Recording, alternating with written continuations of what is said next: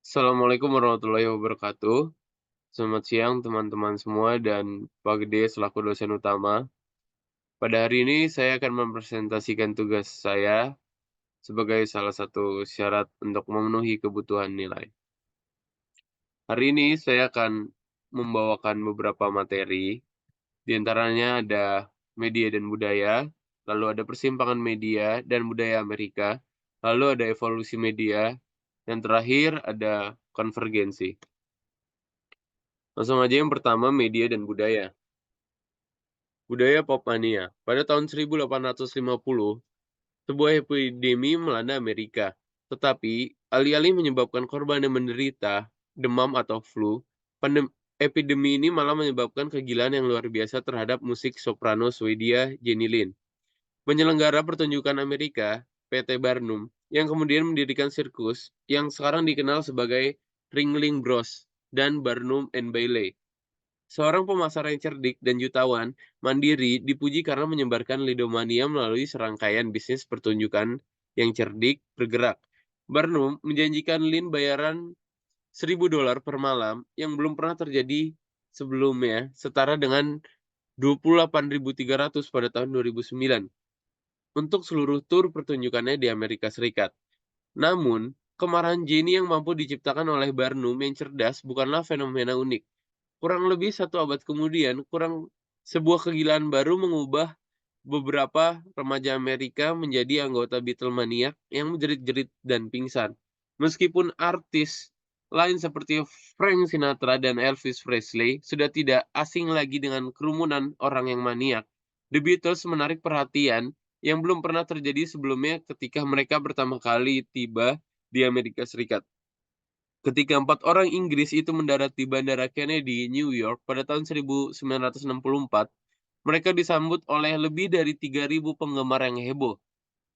Penampilan mereka di The Ed Sullivan Show disaksikan oleh 73 juta orang atau setara dengan 40% populasi Amerika Serikat. Tingkat kejahatan malam itu turun ke level terendah dalam 50 tahun terakhir. Lalu pada abad ke-21, para penggemar fanatik dapat mengalihkan perhatian mereka ke sejumlah besar bintang pop yang sedang naik daun. Ketika program reality TV American Idol mengudara pada tahun 2002, acara tersebut adalah salah satunya program televisi yang pernah meraih posisi teratas dalam daftar tersebut.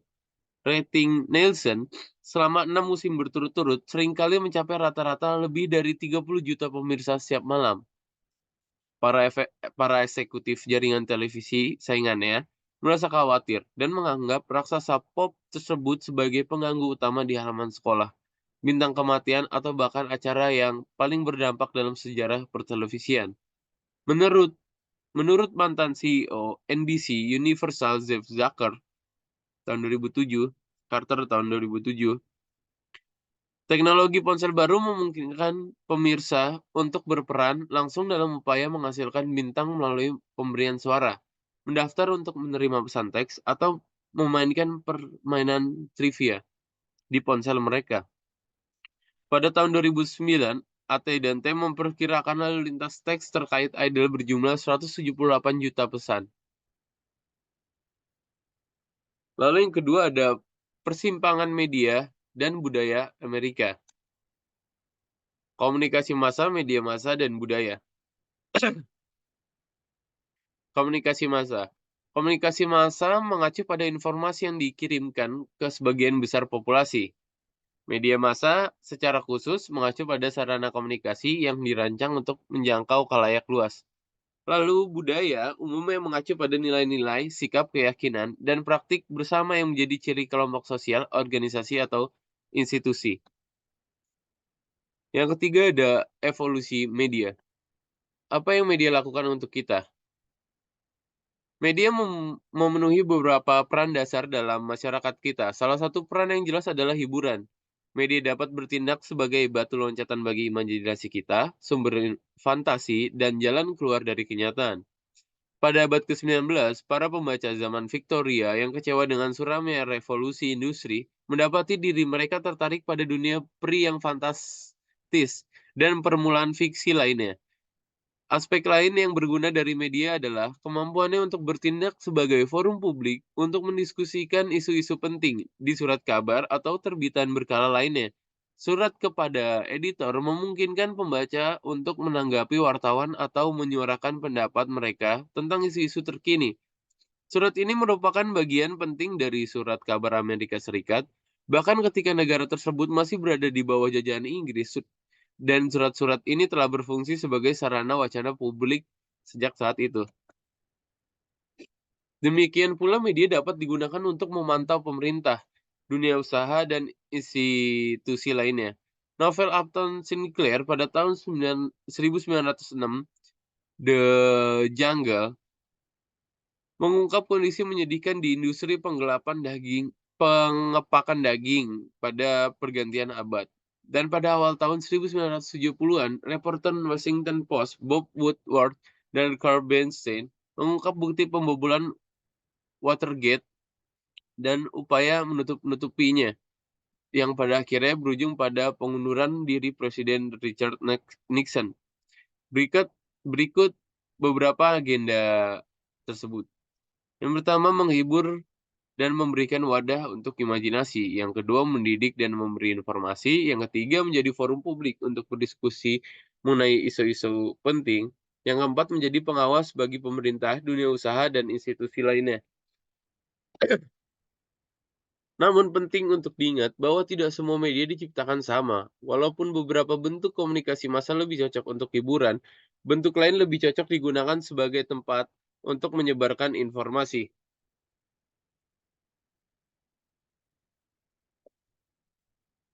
Ahli teori media tahun 1960-an, Marshall McLuhan, mengambil ide ini satu langkah lebih jauh.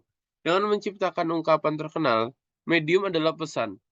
Maksud McLuhan adalah bahwa setiap media menyampaikan informasi dengan cara yang berbeda dan konten pada dasarnya dibentuk oleh media transmisi.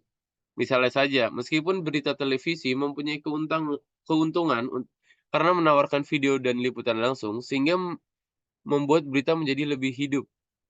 Berita tersebut juga merupakan media yang bergerak lebih cepat. Artinya, lebih banyak cerita yang diliput dengan kedalaman yang lebih sedikit sebuah kisah yang diceritakan di televisi. Sejarah singkat media massa dan budaya. Abad ke-15, sampai penemuan mesin cetak bergerak pada abad ke-15 oleh Johannes Gutenberg, buku-buku ditulis tangan dengan susah payah dan tidak ada dua salinan yang persis sama. 1810. Pada tahun ini, percetakan Jerman lainnya, Friedrich Koenig, mendorong produksi media lebih jauh lagi ketika ia menghubungkan mesin uap ke mesin cetak, sehingga memungkinkan terjadinya industrialisasi media cetak pada tahun 1800.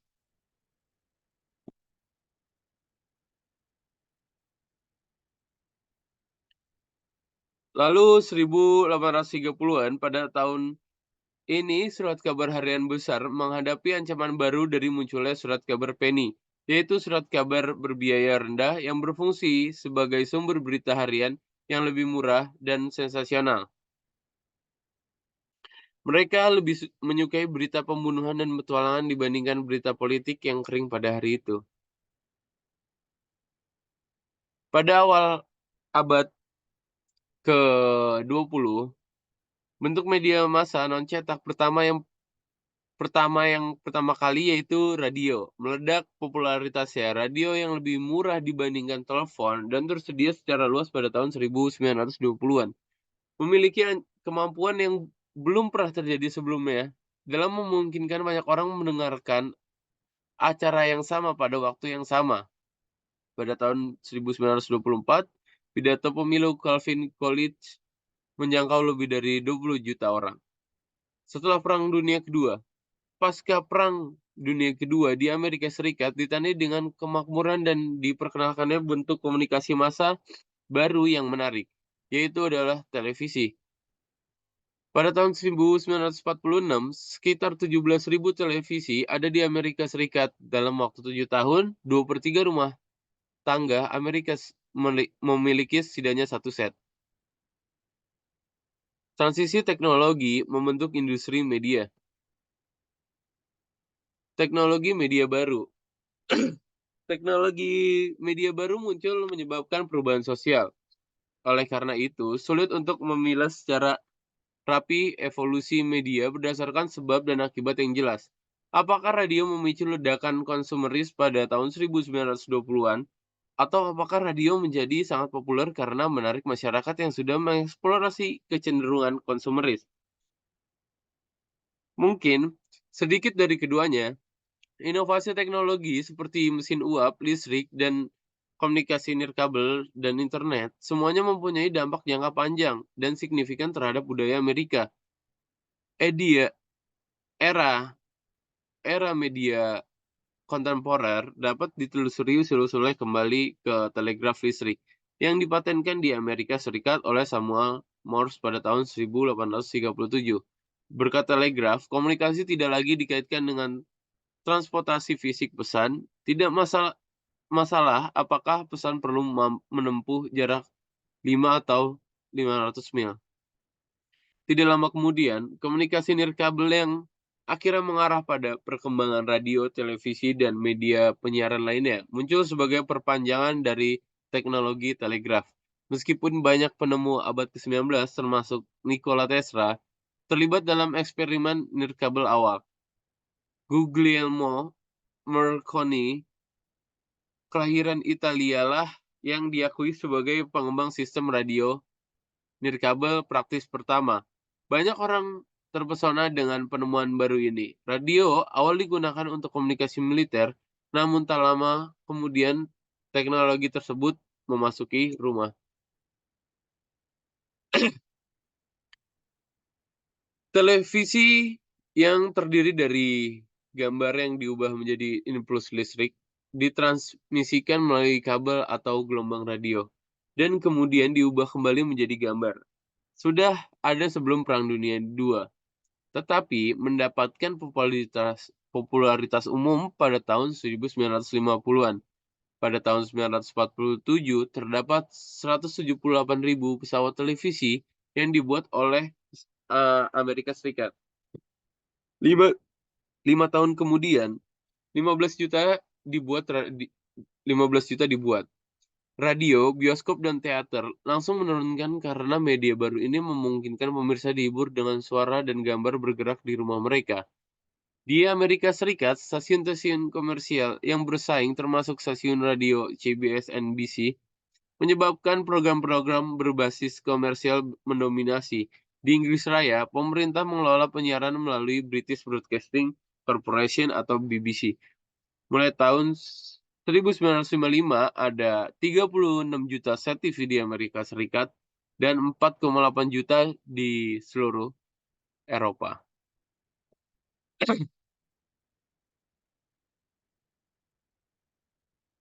Lalu ada konvergensi. Jenis konvergensi, ekonomi organik kebudayaan dunia teknologi. Konvergensi ekonomi terjadi ketika suatu perusahaan mengendalikan beberapa produk atau jasa dalam industri yang sama. Misalnya dalam industri hiburan, suatu perusahaan mungkin mempunyai kepentingan di berbagai jenis media. Misalnya, News Corporation memiliki Rupert Murdoch terlibat dalam penerbitan buku HarperCollins, surat kabar New York Post, The Wall Street Journal, olahraga, Colorado Rockies, siaran televisi Fox, televisi kabel, FX National Geographic Channel, film 20th Century Fox, internet MySpace, dan banyak media lainnya. Konvergensi organik adalah apa yang terjadi ketika seseorang menonton acara televisi online sambil bertukar pesan teks dengan teman dan juga mendengarkan musik sebagai latar belakang, hasil alami dari dunia media yang beragam. Konvergensi media memiliki beberapa aspek. Cerita yang mengalir di beberapa jenis platform media merupakan salah satu komponen, misalnya novel yang menjadi serial televisi, True Blood, drama radio yang menjadi comic strip, The Shadow, bahkan wahana taman hiburan yang menjadi franchise film, Pirates of the Caribbean. Konvergensi dunia adalah proses budaya-budaya yang berjauhan secara geografis saling mempengaruhi satu sama lain. Meskipun ada jarak yang secara fisik memisahkan mereka, industri sinema Nigeria yang dijuluki Nollywood mengambil inspirasi Bollywood India dan yang terinspirasi oleh Hollywood Amerika Serikat. Kartun Tom and Jerry populer di saluran televisi satelit Arab. Konvergensi teknologi adalah penggabungan teknologi seperti kemampuan penonton acara TV online di situs seperti Hulu atau bermain video game di ponsel seperti Apple iPhone. Ketika semakin banyak jenis media yang bertransformasi menjadi konten digital, seperti dicatat Jenkins, kita kita memperluas potensi hubungan di antara mereka yang dan memungkinkan mereka mengalir melintasi platform. Pengaruh konvergensi. Konsep konvergensi organik Jenkins mungkin yang paling jitu bagi banyak orang, terutama mereka yang tumbuh di dunia yang didominasi oleh media lama. Tidak ada yang organik di dalam dunia yang didominasi media saat ini. Seperti diungkapkan oleh editorial New York Times baru-baru ini, hanya sedikit objek di planet ini yang jauh dari alam, misalnya batu atau serangga dibandingkan ponsel pintar yang terbuat dari kaca dan baja tahan karat. Sebuah studi tahun 2010 yang dilakukan oleh Kaiser Family Foundation menemukan bahwa orang Amerika berusia 8-18 tahun menghabiskan lebih dari 7,5 jam dengan perangkat elektronik setiap hari dan berkat multitasking, mereka mampu mengemas rata-rata 11 jam konten media ke dalam 7,5 jam tersebut. Namun masih sulit untuk diprediksi bagaimana konvergensi dan imersi media mempengaruhi budaya masyarakat dan otak individu. Dalam buku yang terbit tahun 2005, Everything Bad is Good for You, Stephen Jones Stephen Johnson berargumentasi bahwa televisi dan video game saat ini merangsang mental karena menghadirkan tantangan kognitif yang mengundang keterlibatan aktif serta pemecahan masalah. Sekian presentasi dari saya. Apabila ada kesalahan atau ada kekurangan, mohon dimaafkan. Terima kasih. Assalamualaikum warahmatullahi wabarakatuh.